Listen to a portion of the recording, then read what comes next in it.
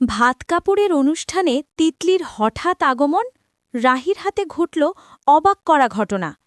হ্যাঁ বন্ধুরা, আমরা এমনটাই দেখতে পাব শুধু তোমারই জন্য সিরিয়ালের আগামী পর্বে। রাহির ভাত কাপড়ের অনুষ্ঠান চলছে, ঘর ভর্তি আত্মীয়স্বজন আর আনন্দের কোলাহলে। চারদিকে হাসি, গল্প আর শুভকামনার আবহ। রাহি লাজুক মুখে বসে আছে, সামনে সাজানো ভাত কাপড়ের থালা, যেটা তার নতুন জীবনের দায়িত্ব আর ভালোবাসার প্রতীক। রাহুল একটু দূরে দাঁড়িয়ে সবকিছু দেখছে, তার চোখে একরাশ তৃপ্তি আর ভালোবাসা। ঠিক তখনই হঠাৎ পরিবেশটা বদলে গেল। তিতলি দরজার সামনে এসে দাঁড়াল, তার চোখে রাগ, মুখে কঠিন অভিমান।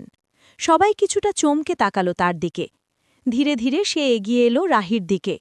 চারপাশের ফিসফাস যেন থেমে গেল, শুধু তার পায়ের শব্দটাই শোনা যাচ্ছিল। রাহি কিছু বুঝে ওঠার আগেই তিতলি হঠাৎ করে তার সামনে দাঁড়িয়ে বলল, এটা তুমি করতে পারলে রাহি? তার কণ্ঠে কষ্ট আর রাগ মিশেছিল।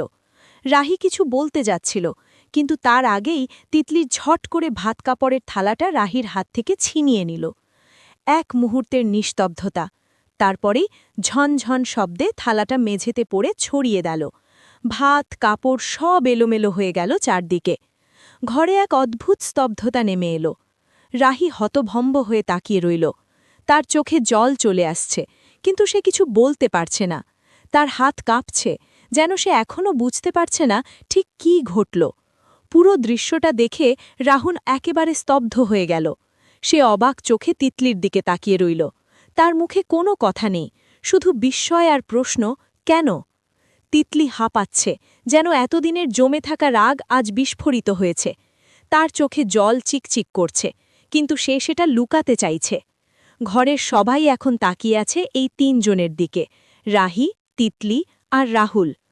এই আনন্দের অনুষ্ঠানের মাঝেই যেন হঠাৎ করে এক অজানা ঝড় নেমে এলো।